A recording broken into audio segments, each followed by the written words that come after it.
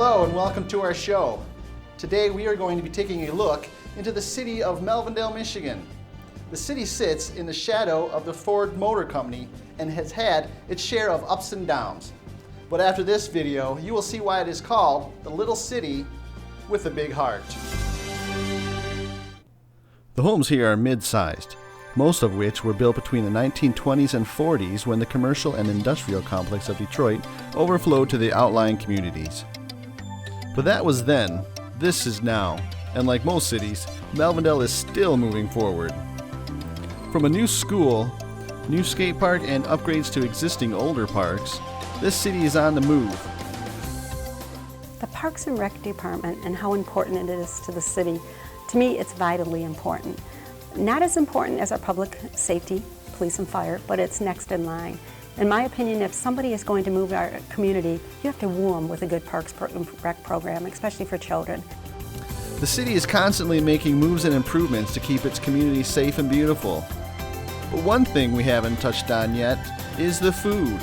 The city has a wide variety of foods to choose from. With Polish, Chinese, Mexican, and American food, you could never go hungry in this town. But there is a little gem in our city. It's called Sabina's. I don't know if you've ever been there. And Sabina's is a Polish restaurant which people from all over come around for. And it's just a gem. Even Oakwood Cafe, which we talked about earlier, fish and chips, is famous on Fridays. So there's some businesses in our town that are noted for those things. So I think that those would be a couple that I would look at. Earlier, the mayor mentioned the city has a new elementary school. With good solid education on every parent's minds, cities today have to be on the forefront of education. And I just believe it's a state-of-the-art school. It's absolutely beautiful. The architecture is right up my alley. I love things of that nature, that more of a traditional type looking building. One thing Melvindale has that every city has is local businesses. Some people would say that local business is the backbone of a city. They provide a service and pay taxes. It's a win-win situation. Even though we have the Home Depot and the big Lowe's up on the hill a little distance away in Ellen Park, I find that we and even the city here utilizes our little hardware store, our little businesses, and Mishkan is another big business that has been a real great neighbor to Melvindale as well. So along with the small businesses, there's the bigger businesses, and I think it all fits together to make it a good community. Without their help, I don't know where we'd be. So now we know a little about what the city has to offer when it comes to the necessities. But one of the most important things people need is a place to live. When a family comes to the city of Melvindale for a place to live, what I think they're going to find is a very small community, but our logo is Little City with a Big Heart. So they're going to find a lot of heart in this community.